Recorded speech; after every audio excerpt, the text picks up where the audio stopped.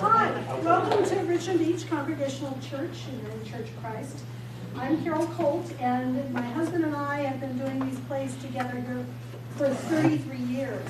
So we have a lot of plays under our belt, and this is the first year Dan hasn't participated, so while we miss him, it's a fabulous show. Jim and Cindy have done a wonderful job for us. The first show, The Miser, is about an hour and 10 minutes long. And after that, there'll be an intermission of about 15 minutes. We are happy to give you dessert and coffee and tea in the back. Your instinct will be to talk to the people you see changing the set. Because they need to get that set changed so that you can see the next one. And the second act is about 45 to 50 minutes long. So we should be done by 9:30, 10, something like that. Restrooms are up the ramp or the stairs and across the hall. I hope you enjoy the show.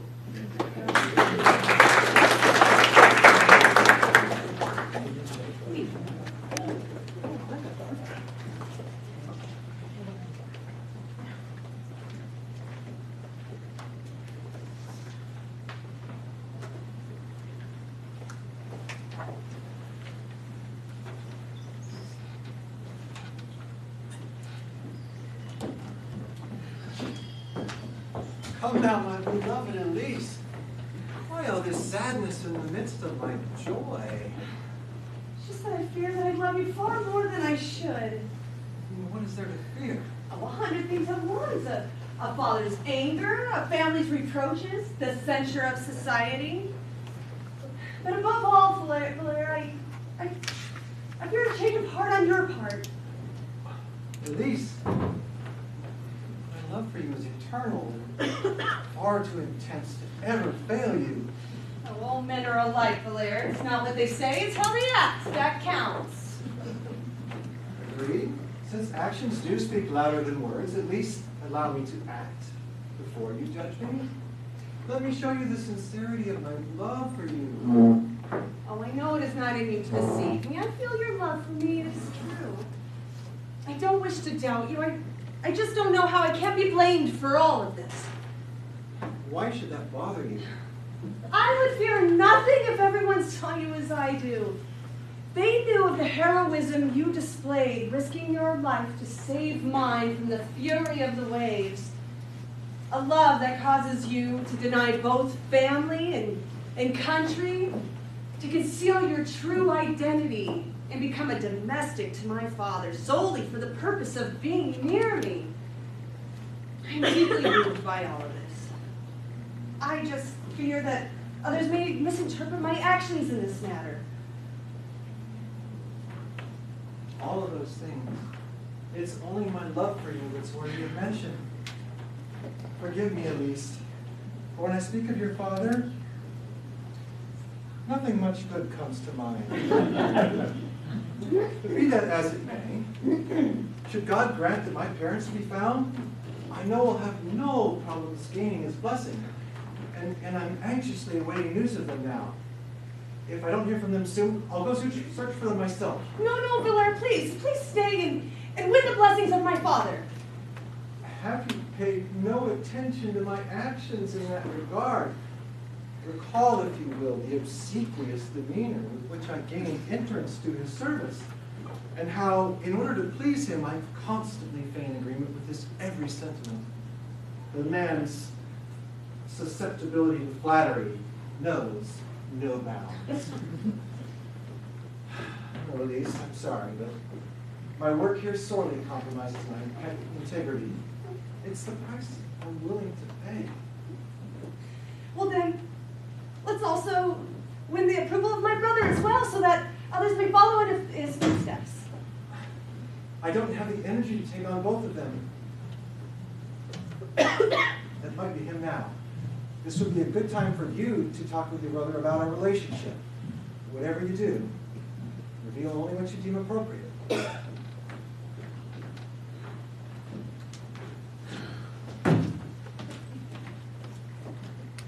I'm so glad I found you alone, my sister, for there's a matter of extreme importance I must discuss with you. What is it, Cliente? I'm in love. You're in love? Yes. But before I go any further, I will admit that I'm aware of my dependence on our father, and that as his son, I must submit to his will. Are you and your loved one engaged, dear brother? No, not yet, but I'm determined that this shall come to pass. You are not in love, dear sister, and therefore do not know the sweet violence and tender love enkindles in our hearts. Well, who is this that you love? Oh, a young lady who recently moved here and whose beauty captivates all who see her. Her name is Mary Ann, and she lives under the charge of her elderly mother.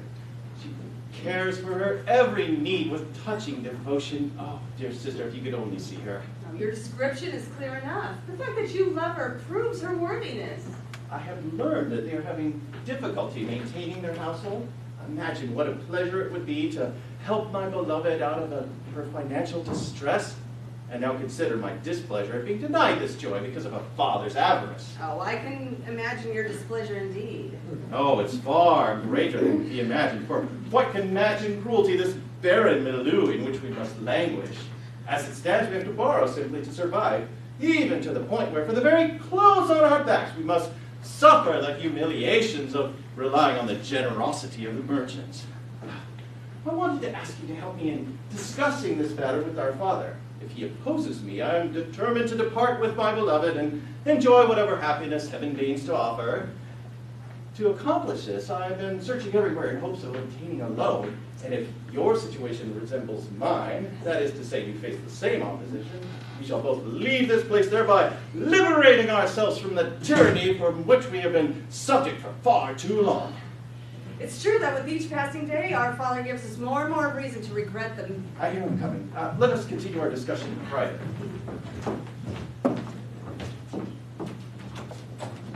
Away with you this instant, and not a peep out of you, you first-class swiggling gallows bird! I have never seen anything to match the wickedness of this cursed old man. I truly believe he is possessed by the devil. What are you muttering about?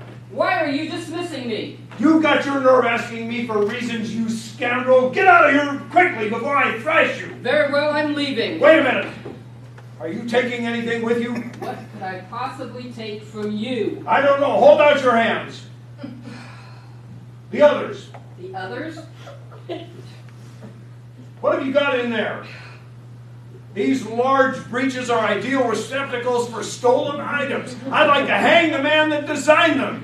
Oh, how a man like this deserves what he fears, and what a joy it would be to rob him. What could I take from you? I have no idea. Well, away with you then, and may the devil take you. How cordially you dismiss me.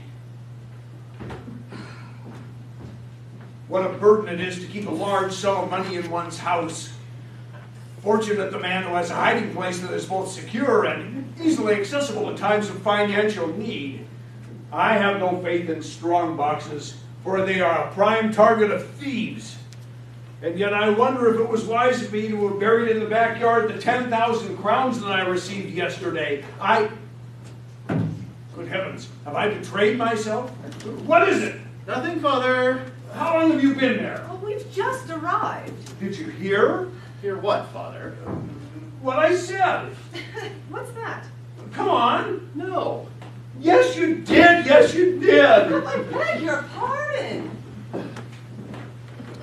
How strange to have one's own children betray one and become his enemies. Am I your enemy, Father? Yes, and if you keep talking like that and if you continue your spendthrift ways, someone will come by one day and slit my throat, thinking my clothes are stuffed with money. In what way am I a spendthrift? In what way? That extravagant outfit in which you parade about town. You dress like a marquis, and you could only do that by robbing me. How am I robbing you? I have no idea, but how else could you afford those extravagant clothes? Father, the fact is that I gamble, and since I'm very lucky, I can afford to dress in style. Let's change the subject. I think they're signaling each other to steal my purse. What's the meaning of all these gestures? Holy Father, we just have something to tell you, but we're trying to figure out who will talk first. And I have something to say to you. We wish to speak to you of marriage, Father. And I wish to discuss that same subject with both of you. Oh, it's just that we're concerned about any plans you might have regarding our marriages and how those plans might conflict with our own wishes. Now, be patient. I know what both of you need. Now, let's start with you, Cleante. Are you familiar with a girl named Mary Ann who lives nearby? Yes, Father. And you? I've heard of her. And what are your impressions of this girl, my son? Oh, a truly charming creature. Her face? Oh, sincere and decidedly intelligent. Her demeanor? Oh, admirable, beyond a doubt. Do you think she's a girl worthy of consideration? Yes. And that any husband would be happy to have her? Oh, most assuredly. Well, I fear there is one drawback. Her financial situation is not what it could be. Well, Father, when it comes to marrying a person of such quality, money means nothing. I beg your pardon. If the money is not up to one's expectations, one must find other forms of compensation. That's understandable. Well, I'm glad you agree, because her genteel behavior and her affectionate nature have won my heart, and I've decided to marry her. You say that you have decided to marry... Mary Ann. Who? You. You! Yes, me. What do you mean by that? Excuse me, I suddenly feel a little faint and must withdraw from here. What a weak-kneed fop. Well, my daughter, those are my plans for myself. And as for your brother, I will marry him off to a widow that I heard about this morning. And as for you, I will give you to Lord Anselm. Lord Anselm? Yes, a mature man, prudent and wise, who is not more than 60 and who is reputed to be very rich. If you please, Father, I do not wish to marry. Well, my daughter, my dearest, I wish that you do. I beg your pardon. And I beg your pardon, daughter. Oh. Lord Anselm is... I'm his most humble servant, but with your permission, I will not marry him. And I am your most humble ballet daughter, but you will marry him this very evening. This very evening? This very evening. It will not happen. Yes, it will. You will marry him, you brazen creature. Here is Valère. Shall we seek his opinion in this matter? Yes, very well. Will you submit to his judgment? I will. So be it. Valère, my daughter and I would like you to decide which of us is right in a certain matter. Oh, it is you, sir, without question. Do you have any idea what we're discussing? No. But it can never be that you are wrong, for you are reason personified. Well, I wish to marry her off this evening to a man who is as wise as he is rich, and the hussy has the audacity to defy me. What do you say to that? What do I say to that? Yes. Well, Come on. I say that essentially, sir, I share your feelings, for it can never be that you are wrong. But I also submit that perhaps she is not completely wrong either. Well, how can that be? Lord Anselm is a man of importance whose first marriage left him with no children. How could she possibly make a better match? That is true, sir. But perhaps she may feel you are rushing things somewhat. This is a situation that calls for fast action. And if I can get him to take her without a dowry...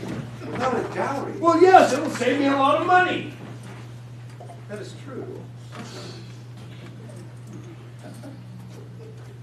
But perhaps your daughter may feel that marriage is not to be taken lightly. It can result in a lifetime of either happiness or misery. And that a commitment unto death must only be undertaken with the greatest of caution. Without a dowry. Oh, you're right.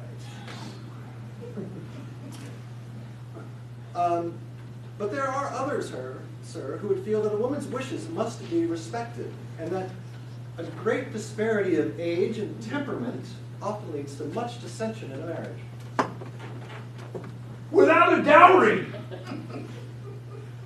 Yes. Nevertheless, many fathers would consider their daughter's happiness over the amount of the dowry, sir. Without a dowry. There's no rebuttal to that. Without a dowry. An utterly irrefutable argument. I hear something in the garden. Is someone after my money? Wait here, I'll be right back. Did you mean what you just said, Blair? What I said was meant to placate him, to contradict and could court disaster. About this marriage, Blair! We'll find a way to stop it. Oh, how? When it's supposed to happen this very evening? You must request a postponement and feign illness. If we do that, they'll call the doctors and they'll recognize the pretense. Oh, surely you jest. What do doctors know? Seriously, you could choose any sickness you wish, and those idiots will come up with all sorts of reasons to explain its origin. It's true. Huh. What I'm saying. What is this? All is well, thank God. If nothing else fails, we can always run away. Yes, and a daughter must obey her father, for when no dowry is involved, she must accept whoever is offered. Excellently put, my boy. Sir, I most humbly beg your pardon for the liberty I took in speaking of your daughter the way I did. Well, how's that? I was delighted with what you said, and I want you to have absolute power over her. No use running away, young lady. I grant to him the authority that God gave me over you, and you are to obey his every wish. Did you hear that? Enough of your protests. Sir, I shall follow her constantly and continue to counsel her in this matter. Go to it. As I was saying before, when one offers to take a daughter without a dowry, one must accept without hesitation, for the absence of a dowry takes precedence over health, love, wisdom, honor, and integrity. Spoken like a prophet. What a fine lad. Fortunate the man who has a servant like him.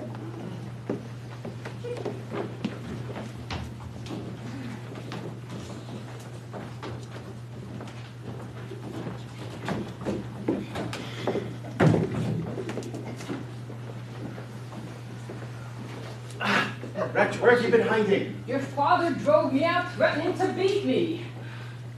What news do you bring of our business affair? The situation is more urgent than ever, for since our last meeting I've learned that I have none other than my father as a rival. Your father? In love? Yes. I had a devil of a time trying to conceal from him my shock at this news. What was their answer?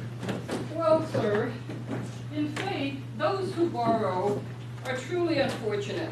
And when one is in the grip of usurers, as in your case, there are some rather strange things to which you must subject yourself. The deal will not go through then. Oh no, Master Simon, the agent they gave us, assured me that it was your face alone that won his confidence. Oh, will I have the 15,000 francs I'm asking for? Yes, under certain conditions. Did you speak to the lender directly? Oh no, that's not how it's done. Under no circumstances is his name ever to be mentioned. You are to meet with him in a house borrowed expressly for that purpose, so that he might learn directly from you about your family and financial situation. And he dictated some clauses to our go-between that are to be presented to you as the first order of business. Provided that the lender see all the securities of the borrower, and that the borrower be of age and of a family whose health is ample, solid, secure, and free of all encumbrance, a binding and precise document shall be drawn up by a notary of the highest repute, which notary shall be chosen by the lender. So as not to burden his conscience, the lender will loan the money at the legal rate of 5.5% interest. 5.5%? Good heavens, that's fair enough. That is true. But since the said lender is obliged to borrow the money from another party at the rate of 20%, said borrower shall pay this interest in addition to the rest. What monstrous usurer are we dealing with here? That's over 25%. That is true. Well, I need the money and I must consent to everything. And that's the answer I gave them. Is there anything else? Just one small article. Of the 15,000 francs in question, the borrower will receive only 12,000 in cash. As for the remaining 3,000, the borrower must accept the equivalent in used clothing, jewelry, and various miscellaneous items which are listed in the attached memorandum and for which the said lender has established the most moderate price possible. What does all that mean? Listen to the memorandum. First, a 4-poster bed draped with Hungarian lace against a decorative backing of olive-colored cloth with 6 chairs. But wait, there's more. Plus, a blue and white tapestry depicting a bird with flowers, and a walnut table with 4 sculpted legs which can be opened from either end and which comes with 6 chairs. What possible... Be patient. 3 large muskets inlaid with mother of pearl and their accompanying rest, a lute from Bologna furnished with nearly all of its strings, and a lizard skin, 3 1/2 feet long, stuffed with hay, a delightful curio to hang from the ceiling. The total value of all this actually amounts to 4,500 francs, but as a gesture of consideration, the lender is reducing the value to 3,000 francs. What usury! He wants to extort an additional 3,000 francs from me for some junk he's accumulated? And on top of all that, I'm only getting 12,000 francs, and I have to accept his terms because the scoundrel's got a dagger to my throat. I have my father's avarice to thank for him. Indeed you have, sir. Wouldn't I love to rob him? What a service to mankind that would be. Yes, sir. He's a man in such a financial bind that he will abide by any demands that you might make of him. But Master Simon, I must know that there is no financial risk involved. Can you give me the name and financial status and family background of this other party? All I can tell you is that he comes from a very rich family, that he has suffered the loss of his mother, and, should you wish, he would guarantee that within 8 months, his father, too, will go on to his reward. What's this? Our Master Simon speaking with your father? Has someone revealed to him my identity? Are you capable of such a treasonous act? Aha! You're really rushing things, aren't you? Who told you was to be here in this house?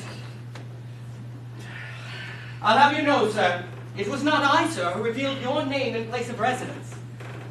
But, since you are both people of discretion, I don't feel there was any harm done. And I don't see why the 2 of you can't settle this affair directly. How's that? This is the gentleman who wishes to borrow the 15,000 francs. You are the rogue given to such shameful extremes? And you are the culprit with such shameful demands. And you are the one who is bankrupting himself through such condemnable borrowing? Oh, but it is you who enriches himself with such criminal usury. Ah, you dare to show your face to me after that? Oh, how dare you show your face to anyone after that? Away with you, rogue that you are! Who is the greater rogue, the one who borrows out of need or the one who steals without need? Get out! I see that I must scrutinize his every action. Oh, proceed. Look, wait right here. I'll be back in a moment. I have to go check on my money.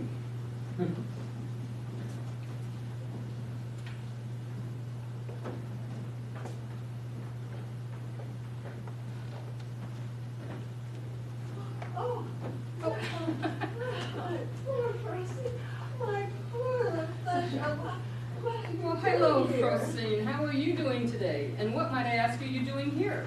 Conducting some business with the proprietor? Yes, it is a small affair for which I would expect to be paid. From him? It will take whatever guile you might possess to squeeze a sou out of him. There are ways and there are ways. Perhaps, and after all, who am I but a mere steward? But I know Harpagon, the lord of this manor. You as yet have been denied that pleasure. There is no service you might render that will gain access to his purse. I am quite familiar with the art of cajoling men. That will get you nowhere. To separate that man from his money is to rip his entrails out and thrust a dagger through his heart. And if you should think that by any... but here he comes. I must go.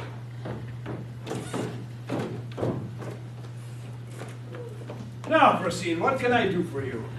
My, you look exceedingly well Who, me? Never have I seen you look so hale and hearty. Why, I know some young 25-year-olds who look older than you. Nevertheless, Francine, I'm a good 60 years old. Come now, what is 60? Why, you are in the prime of life. The merest wonderful feeling of love. Well, that may be, but I'd still like to shave off about 20 years. Well, that is hardly necessary, for with your constitution, you can live to be 100. Is that really possible? I tell you that it would take the knife of an assassin to shorten your life, and that you will bury not only your children, but your grandchildren as well. Splendid! Francine, what news do you have of our little business matter? Must you ask, have you ever seen me involved in anything that I did not successfully conclude? I am in a position to tell them about you. I told the mother of your intentions regarding Marianne. And she said? She was delighted. And when I explained to her your desire to have Marianne attend the signing of your daughter's marriage contract this evening, she was very willing, and she asked me to make the necessary arrangements. Well, yes, I am obliged to give a dinner for Lord Anselm, and I would like Marianne to share in the treat. Oh, you are right. She plans to visit your daughter after lunch and then go with her to the fair, finally coming back here for the dinner. Ah, well, I will lend them my carriage so that they might go together. Oh, that would do quite nicely. Francine, have you discussed with the mother the matter of a dowry? How is that?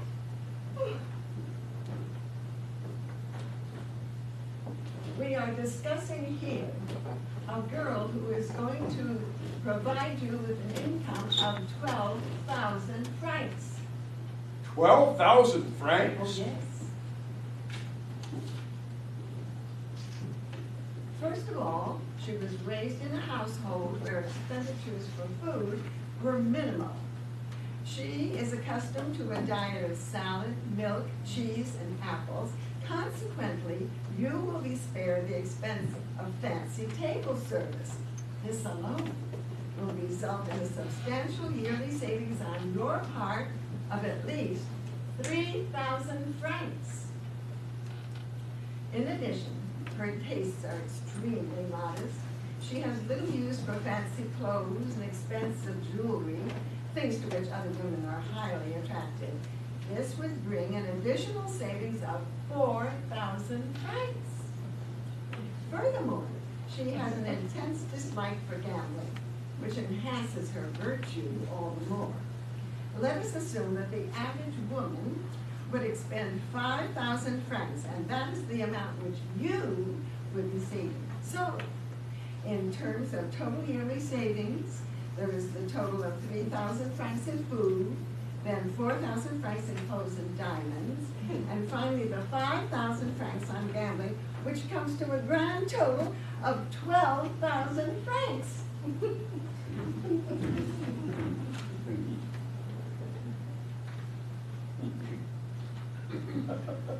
Speak to me of tangible assets. Oh, good heavens. Well, you're fill of tangible assets. Well, there were all those properties overseas to which you gave title. I'll believe that when I see it. But Francine, there is one other thing that bothers me. I fear that a man of my advanced years may be distasteful to her. And having such a situation in my household could occasion some rather irksome repercussions.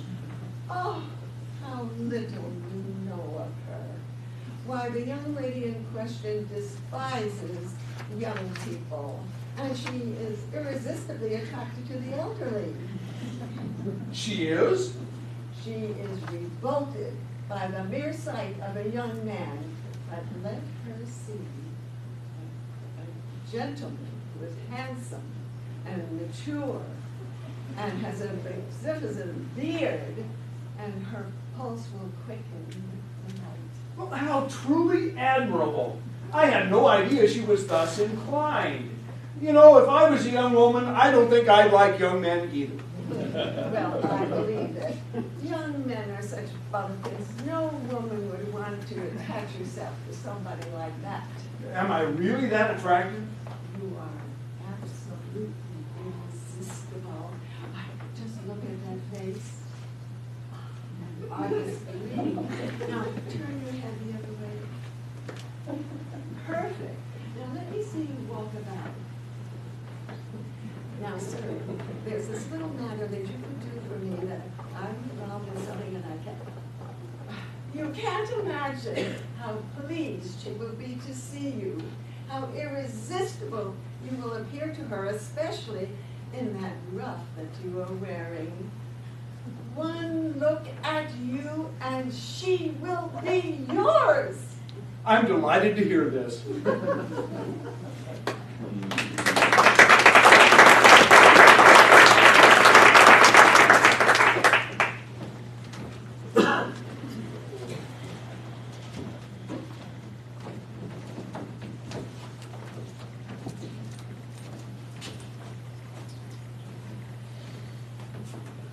All right, everyone, gather around for your assignments this evening.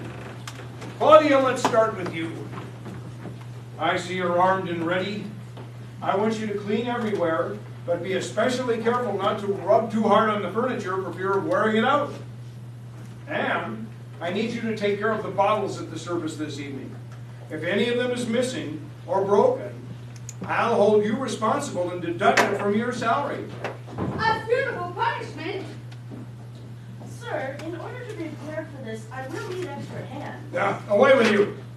Brindamon, Lelouch. You will be responsible for rinsing the glasses and serving the drinks, and you are to serve nobody unless they are thirsty. I will not have you coaxing our guests to drink one drop more than they wish, and you should always be sure that there's plenty of water available. This pure wine goes to your head. Do we take our apron off, sir? Yes, during the service, but be careful not to soil your clothes. You know, sir, that my shirt has a big spot on my brow. And me, sir, I've got a big hole in the backside of my breeches. People can see my Enough. Be clever. When you walk, walk with your backside to the wall. And you, when you serve, put your hand here. All right? My daughter. You will watch as they clear the table and make sure that nothing is wasted.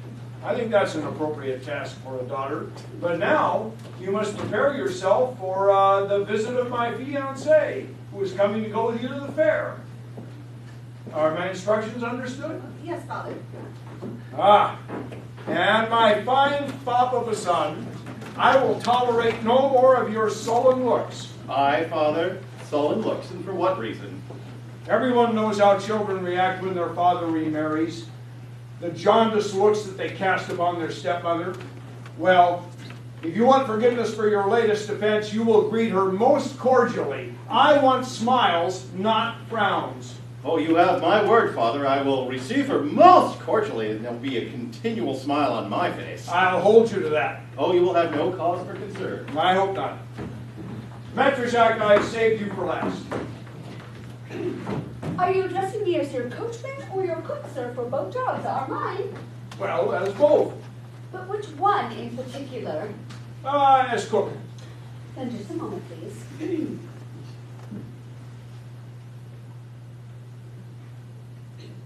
I await your orders. Jacques, I must give a dinner party this evening. Do my ears deceive me? Will you prepare a fancy dinner? Yes, if you give me lots of money. Blast! Always money! Never have I heard a more impertinent suggestion. What skill does it take to prepare a fancy meal with lots of money? An imbecile could do that. Now, show me a person who can cook a fancy meal with little money, and I'll show you a true cook. A fancy meal with little money. Yes. Mr. Stewart, I would be deeply deeply obliged if you would tell me the secret to how that is done.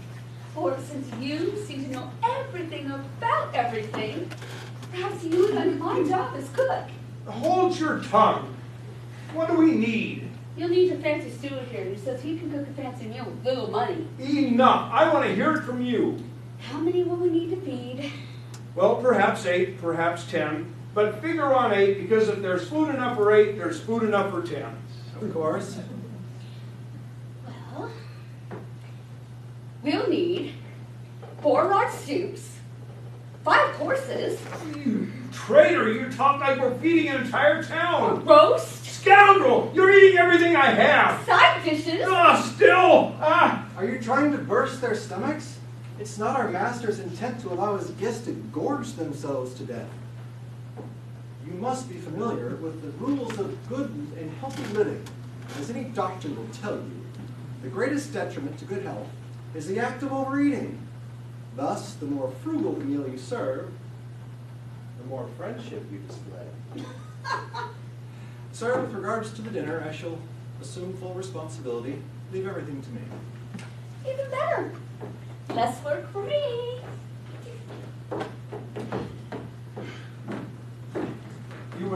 You must select a menu of filling foods. Things like fatty mutton stew and a potted pie stuffed with chestnuts. That will cut their appetites at the outset. Rely on me, sir. Now, Jacques, I need you to clean my carriage. A moment, you are now addressing me as your coachman. You were saying? I need you to clean my carriage and bring up the horses for a trip to the fair. Your horses, sir? In faith, they're hardly in any condition to walk. It breaks my heart to see their ribs stick out as they do. It won't strain them that much to walk to the fair. How can they drag a carriage when they can barely drag themselves? Sir, I'll ask your neighbor Leprechaun to take them. I'll also ask if he will help and serve in the preparation of the meal. So be it. If anyone's going to kill them, I'd rather it not be me. Madame Jacquet is acting very reasonably. Our good steward is acting quite indispensable. Enough! Sir, if there's one thing I can't stand, it's a back scratcher. All this just to get on your good side?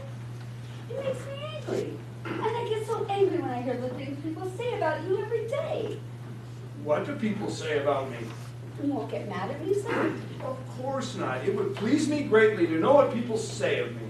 Well, sir, since you insist, I should tell you frankly that your miserliness is a laughing stock of the neighborhood, and some say that you have special almanacs made where the days of fasting are doubled, thereby cutting down on your food bill. In short, sir, you are the butt of everyone's jokes, and the only words I hear to describe you are miser, skinflint, money grubber, and usurer. And you, sir, are a fool, a rogue, a scamp, and an impudent numbskull. I told you you'd get mad with the truth and I'll teach you to speak properly.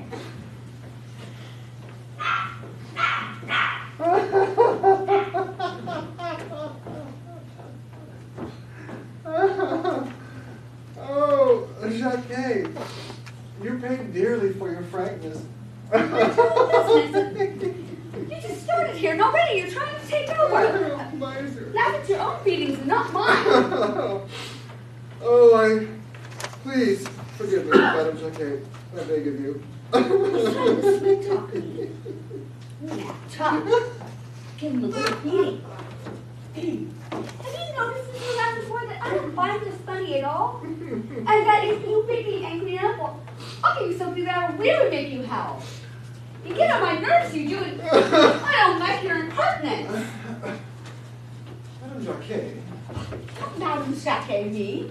I could mind to pick up a stick and give you a sound thrashing.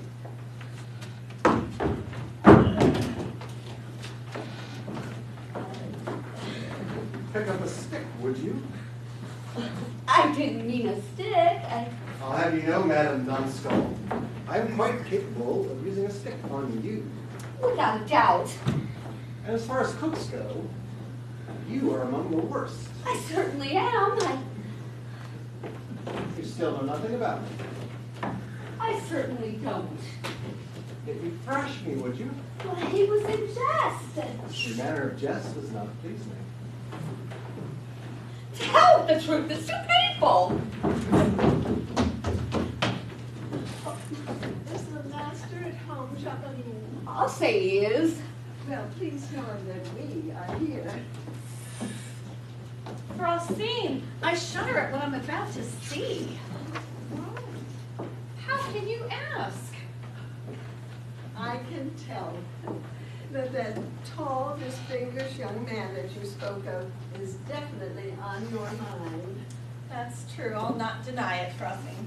But who is he? I don't know. Imagine my torment when I compare him to the man they wish to foist upon me. Oh, good heavens. I admit that those pretty boys have their charms, but they cannot take care of you as can a rich older man. I am aware of the sensual deprivation that you would have to endure with an older husband. See? But that would not be for long. When he dies, well, you will be free to choose whomever you like. What a strange set of affairs, waiting until someone dies in order to be happy. And since when does death conform to our wishes? Are you serious? When you marry him, it will only be on the condition that you be widowed in 3 months.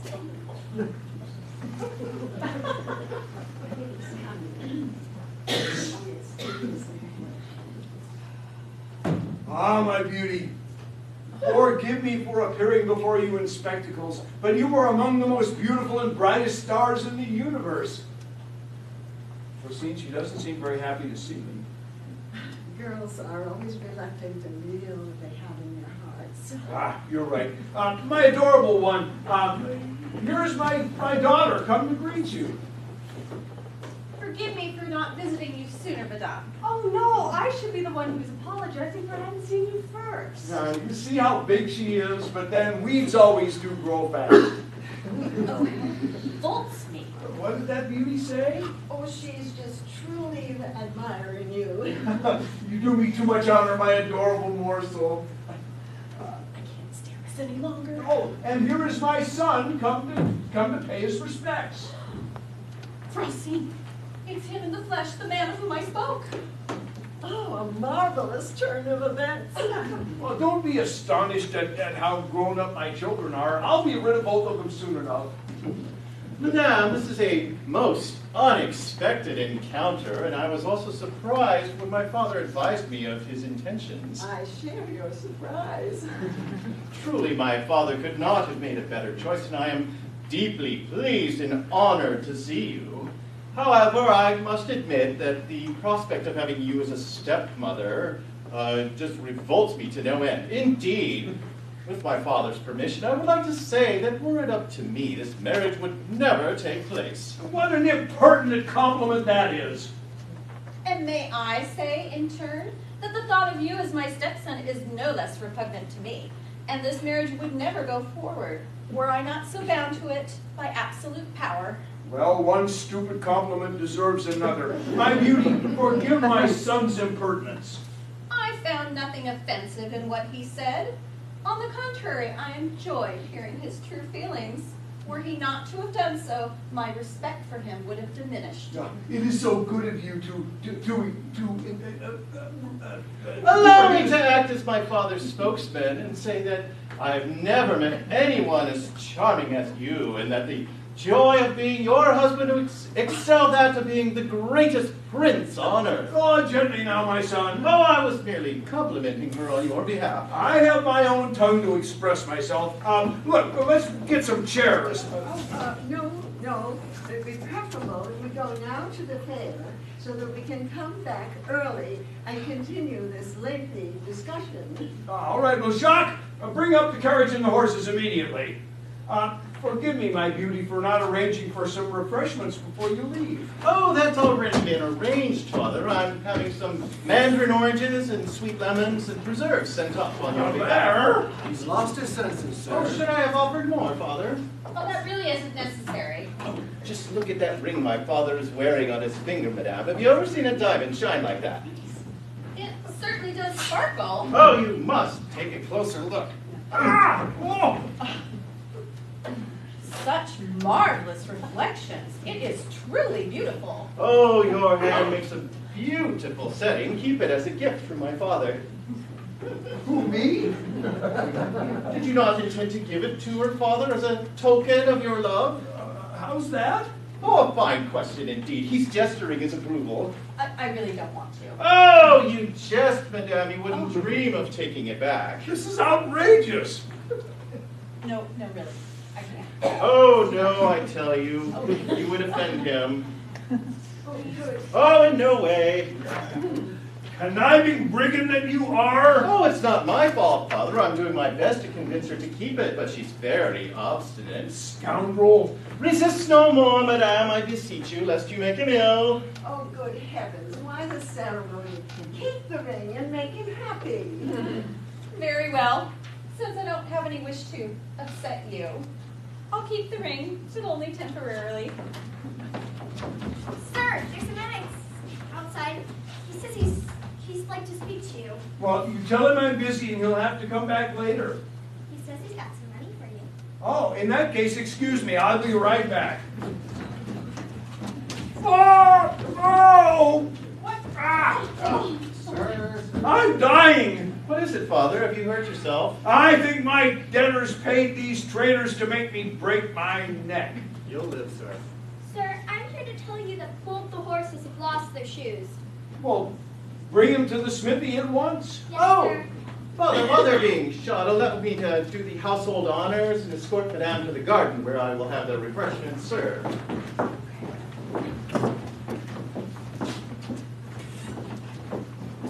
Valere, ensure that he serves sparingly and return whatever you can to the food merchant. Understood. Impudent son.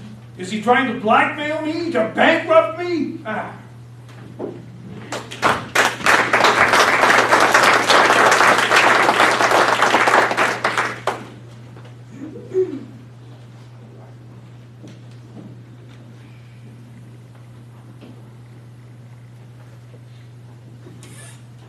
Allow us to return here where we can speak freely. Oh, my brother has told me of his love for you, and I understand. It is so consoling to have the support of someone like you. It is quite unfortunate that you did not consult me before this. I could have certainly avoided this unpleasant turn of events. Oh, to what end? This is my cruel destiny. However, my beautiful Marianne, what have you decided? Alas, my state of subservience allows for no decision on my part. I can but wish. Oh, is wishing the only solace your heart can offer? No assuaging pity, no helpful friendliness, no relieving affection? What would you have me do? Were you in my position, you would understand the futility of my situation. But I place myself in your hands, for I know you would never do anything that would impinge upon my honor and propriety. Oh, alas, why must I always be constrained by the dictates of honor and propriety? Proceed, my full proceed, would you help us? With the greatest of pleasure when it comes to the love and serving the love and all like that. I am just so, well, at your service. Well, think of something, I beseech you. Show us the way out of this. Find a way to undo what you have wrought. Now this poses quite a challenge. Since your mother is a reasonable person, I may be able to persuade her to transfer the gift to the son that she was planning to give to the father. But the problem stems from the fact that the father is none other than your father. Oh, I understand. And if you reject him, he will never consent to your marriage, and he will be full of wrath. So what we must do is make you less desirable in his eyes, so that he, and not you, does the rejecting. You are right. I know. How to accomplish this?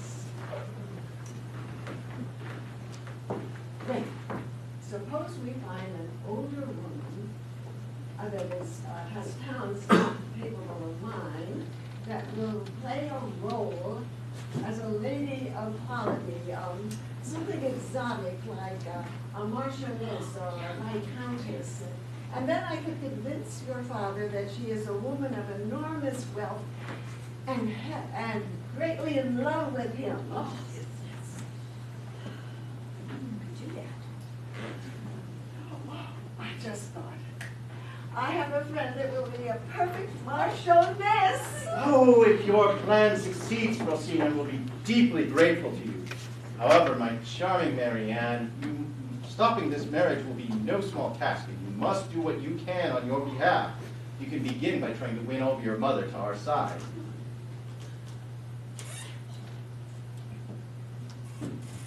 Aha! My son kisses the hand of his future stepmother, and she does little to resist. Is there more here than meets the eye? Father! The carriage is ready. You may go whenever you wish. Oh, since you're not going, Father, let me escort them myself. No, you stay. They can go very nicely by themselves. Besides, I have need of you.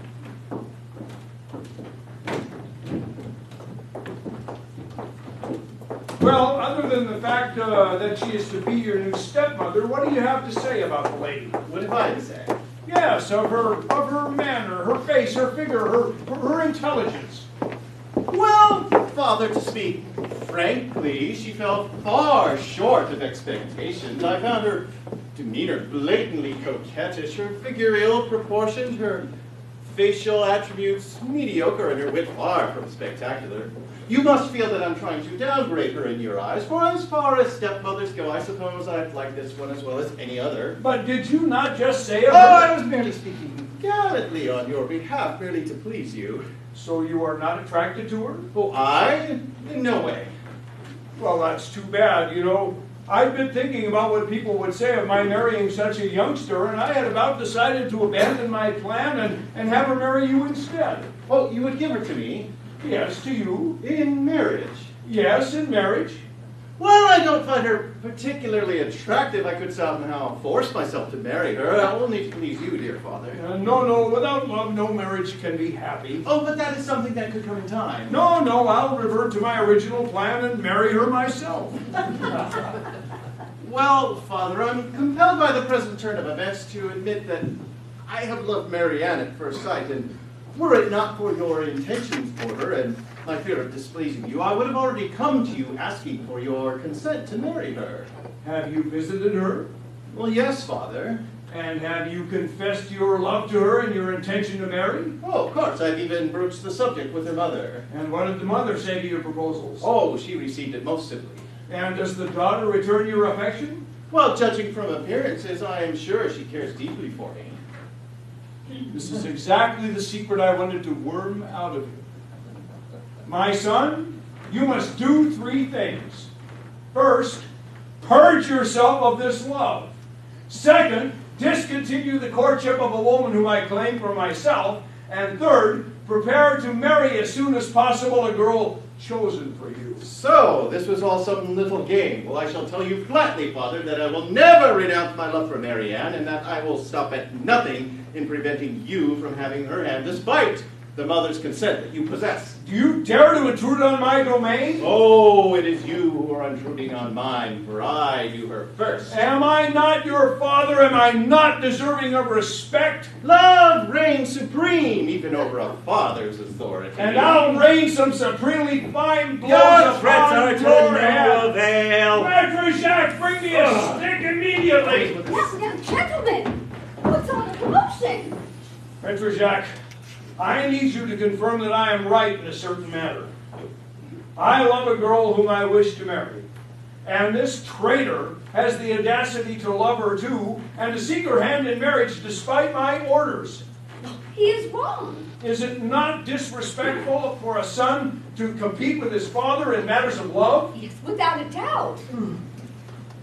Jacques, I'm in love with a young lady who returns my affections most tenderly.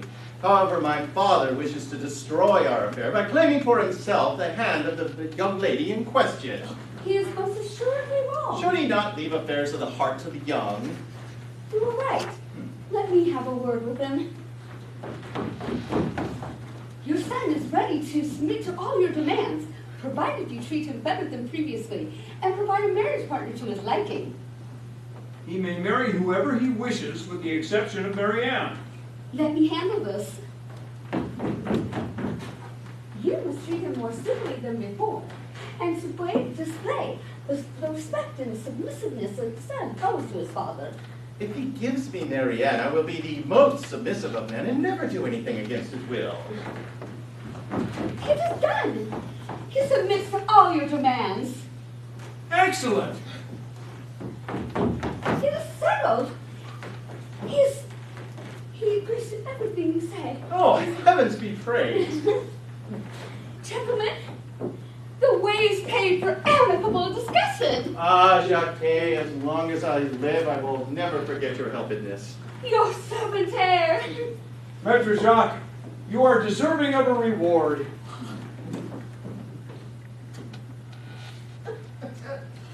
Now away with you, and rest assured that I will remember this. I kiss your hand. I promise you, Father, that to my dying day I will never forget your kindness in this affair. Alive, Father, what more can I ask after your giving me Mary Ann? What did you say? I said that in granting me Mary Ann, you have granted my every wish. Who said anything about granting you Mary Ann? Why, you, Father. I? Assuredly. But it was you that promised to give her up. I give her up. Yes. Never! You traitor! I'll fix you! Oh, do whatever you like. I forbid you to ever see me again! How refreshing. I'll disinherit you! Whatever you wish. I give you my curse! Oh, I have no need of your gifts.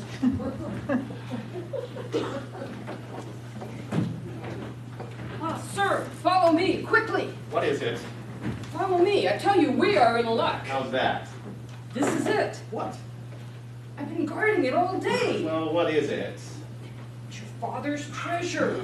I filched it. How did you do it? I'll explain later, but we must go. I hear him coming. Stop! Thief! Stop! Thief! Stop! Stop! Thief! Ah! Stop! Ah! I'm lost! I'm assassinated! They've cut my throat! They've stolen my money! Every one of you is under suspicion. Any one of you could pass for a thief. Oh, please, if any of you knows where he is, I implore you to tell me.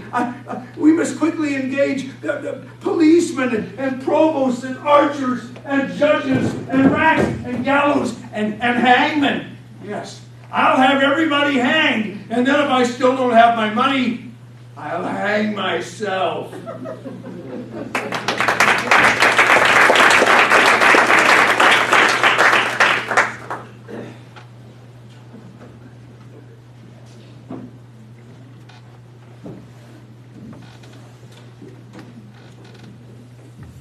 Leave it to me. I know my job. Now, how much money did you say was in that box? 10,000 crowns in cash. 10,000 crowns? 10,000 crowns. That is quite the theft. There is no torture equal to the enormity of this crime. And who do you suspect of this theft? Everyone. I want you to arrest the town and the suburbs. No. We must proceed in a quiet and Be right back. diligent manner, leading to the recovery of your Goodness money. beaten! Immerse with boiling water and hanging from the rafters! Are you talking about the person that stole my money? No, the second pig your steward just sent me. Well, we have another matter to discuss with this gentleman. Now, do not be alarmed. We will pursue this with quiet diligence. All will be discretion. Is this gentleman one of your dinner guests? My friend, you must tell your master everything you know. Well, in faith, sir, I'll tell you all I know and treat you as well as I can. That's not the point. If my dinner was not as I would have it be, it's the fault of the neighborly steward. We're not talking about the dinner, you traitor. We need you to tell us everything you know about the money that was taken from me. They took money from you? Yes, and if you don't cough it up, I'll have you hanged. Good heavens, I can tell by her face that she's an honest woman. My friend, if you confess, you will be spared any punishment. And I'm sure your master will give you an appropriate reward. You see, his money was taken today, and we're sure you know something about it. Now's my chance to get back at that steward for the beating he gave me. Sir, since it is your wish that I be forthright, I shall tell you that the guilty party in the affair is none other than the steward. Valere? Yes, The one who appeared so faithful to me? the very one. He's your thief, I believe. On what do you base this? On what? Well, yes. I base it on, what I base it on? Well, we must produce evidence. Did you see him loitering near where I keep my money? Indeed I did, sir. Where was your money kept? In the garden? Precisely. I saw him loitering in the garden. What was your money put in? A money box. That's it. I saw him with a money box. Well, tell me what it looked like, and I'll let you know in a minute if it was mine. Well, it looked like a money box. Most of them do. Can you provide a detailed description? Well, it was a large money box. Oh, the one stolen from me was small. Well, of course, it was small if you're talking about size. When I said it was large, I was talking about its contents. And what color was it? Color? Yes. Well, it had a distinctive color. Perhaps you could describe it. Huh? Was it gray? No, red. That's it. Grayish red. It was grayish red. That's it. That's got to be it. That's my money box. Sir, here he comes now. Please don't tell him that it's me who revealed his guilt. Valere, come here and confess the foulest crime ever committed. To what offense do you refer? Don't put on this act with me. The truth is out, and I know everything. How could you abuse my goodness and gain entry to my household solely to betray me? Well, sir, since everybody has already told you everything, I suppose I cannot deny it. Could I have been right and not even know it? I was planning on telling you before, but was waiting for the right time. I implore you to please control your temper and listen to my explanations. What explanation can you proffer, infamous thief that you are? It's true that I wronged you, but it was excusable. Excusable? A murder and assassination like this? Once you listen to what I have to explain, you'll find the wrong is not as great as you're making it. Not as great as I'm making it. This is my very flesh and blood. Your flesh and blood has not fallen into bad hands. What made you do it? The God who excuses everything done in his name. Love. Love? Yes. A fine kind of love. The love of my gold pieces. You are mistaken, sir.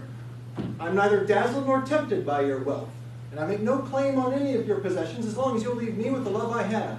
Never in a million years. Nothing but death can come between us. How you lust for my money. I've already told you, sir, my motives are far more noble than you can imagine. The next thing I know, you'll be telling me that taking my money was an act of Christian charity. Well, you'll have the law to answer to, and I'll have my satisfaction. You do as you wish, but I implore you to believe that if any wrong has been done, it is my responsibility entirely.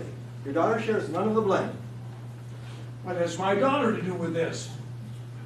Your daughter has signed a promise of marriage to me. By the saints, another disaster! Keep writing, sir. Keep writing. Yes, come, officer.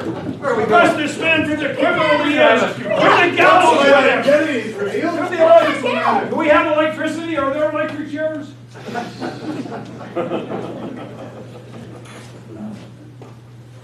Now we must move the furniture to allow for more mingling.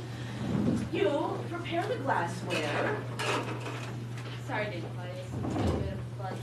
How about you go cut some fresh flowers? And Nicole, you take over the glassware. Ma'am, where's this belong? Dave Claudia, all this dinnerware, it's mismatched and it has chips or such.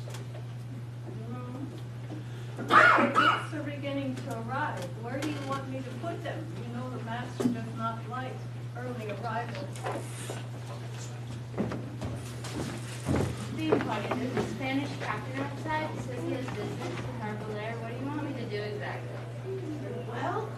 now. We must finish our preparations. Go and wait in the garden with our visitor until I indicate it is time to return. Noreen, take some tea to our guests in the library. I will keep them occupied until dinner. Elmire, finish setting the table and ask Madame Jacques what is needed to finish the dinner. All right, you scoundrel! Come, officer, come! Righty. Let's Keep riding. let's bring him to the station and oh! Shameless daughter! How dare you pledge your consent with your pledge your troth without my consent?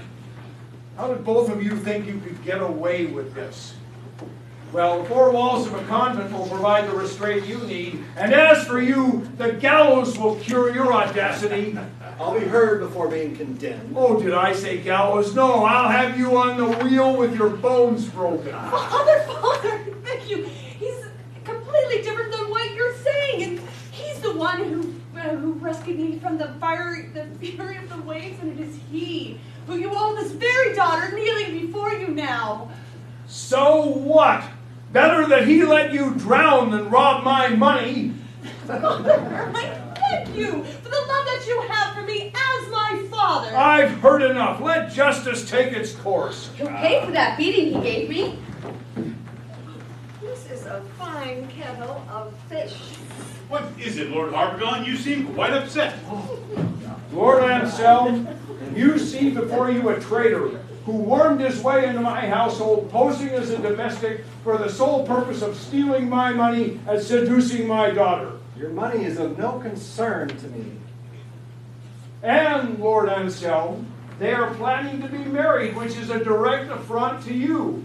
It behooves you to prosecute to the full extent of the law, at your own expense, of course. I do not intend to marry a woman against her will, nor would I lay claim to a heart already promised to another. Officer, indict this man as the criminal he is. What is criminal about loving your daughter? Once my identity is revealed, none of this will matter anyhow. Enough of that claptrap. The world is full of such impostors. I've told you, sir, I find it far beneath me to claim anything that's not mine. That all of Naples can bear witness to my station. Now hold on, sir. You happen to be in the presence of someone who is quite familiar with Naples. Someone who is in a position to challenge what you may say. I have nothing to fear. If you are as acquainted with Naples as you claim to be, you will no doubt know the name Don Thomas de Albercy. I most certainly do. I'm familiar with it more than probably anyone else. I don't care about Don Thomas or Don Martin or Don anybody. Let's hear what he has to say. What I have to say is that Don Thomas de Albercy is my father. He is your... Did I stutter? Oh, come, sir, you jest, of course. There's no salvation in playing the impostor. I'll have you measure your words more carefully. I'm not an imposter, and I can verify what I claim. And yet you claim to be the son of Don Thomas de Albercy. Yes, and I can prove it. Oh, I marvel at your audacity. May I have you know that the gentleman of whom you speak died at sea almost 16 years ago, along with his wife and children, escaping the persecution during the Great War. Yes, and I'll have you know that that gentleman's 7-year-old son and his servant were rescued by the captain of a Spanish ship. And that's that son who stands before you today. The Spanish captain raised me as his own, and when I was old enough, I joined the military. It wasn't until recently that I discovered that, contrary to my long-held belief, my father was not dead. It was while passing through here in search of him that heaven ordained that I should meet the charming and beautiful Elise.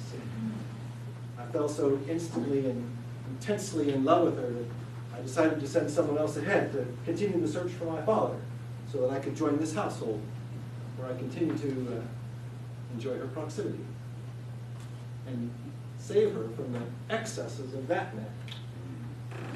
Fine words, sir, but what proof do you have? Well, sir, I have the Spanish captain. Thank you. This sapphire ring given to me by my father. This agate bracelet given to me by my mother. And of course, old Pedro, the servant who was rescued with me when we capsized. Everything he says is true. And what you say convinces me that you're my brother. You, my sister? Yes. And everything you said, it just moves me so our family's Mother? misfortune. My son.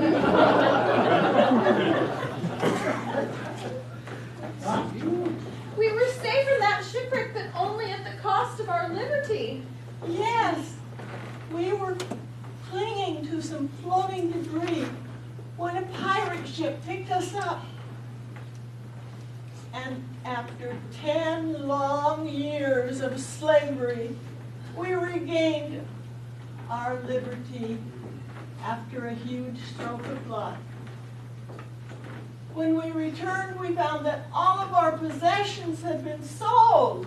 And we were unable to locate Father. So we went to Genoa, where we picked up the remnants of a depleted inheritance.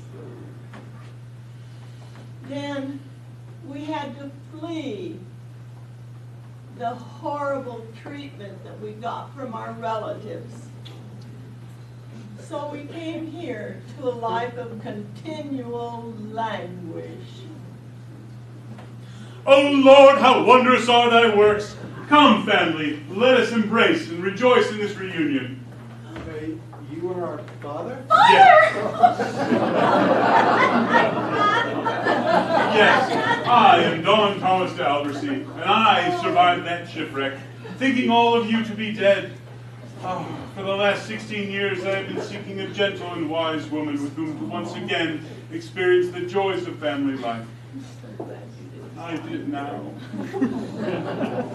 I, thinking you to be dead, went back to Naples, but it was too dangerous to stay, so I sold all my possessions and came here, settling under the name Anselm, for my former name was too much of a painful reminder of my past.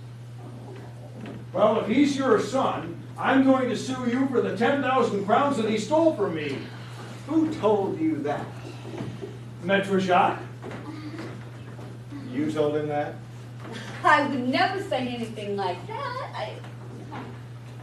I can't believe you find me capable of such an act. Stop making such wild accusations, Father. If you allow me to marry Marianne, you will have your money back.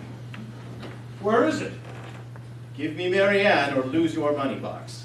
Has anything been taken from it? Nothing at all. Do you agree to this marriage? Don't you understand? His permission is no longer sufficient. You now must address yourself to my father and brother. Come, Harpagon. God has not reunited me with my children for me to counter their wishes. Join with me. Don't you see that the daughters, the girls would rather have the sons than the fathers? Consent with me to this double marriage.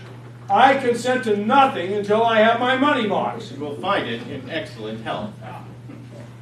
I don't have money to pay for my children's marriages. Oh, be not concerned, for I shall pay. You mean you'll pay all the costs of both marriages? I shall. Are we satisfied? Well, yes, if you'll have me have a new set of clothes made for me for the wedding. Excuse me, gentlemen. Agreed. Are we settled? Excuse me, gentlemen, but who's going to pay for my depositions? We don't need your depositions. Oh, that may be the case, but I am not going to write them up for nothing. Well, as a form of payment, I offer you this person to hang. What am I to do if I tell the truth? I get beaten. If I lie, I get hung. Oh, come, we forgive her deceptions. So you'll pay the officer? I shall. Thank you, sir. Come, let us go have a meal and enjoy the beauty of this day. Come, let us revel. Sausages.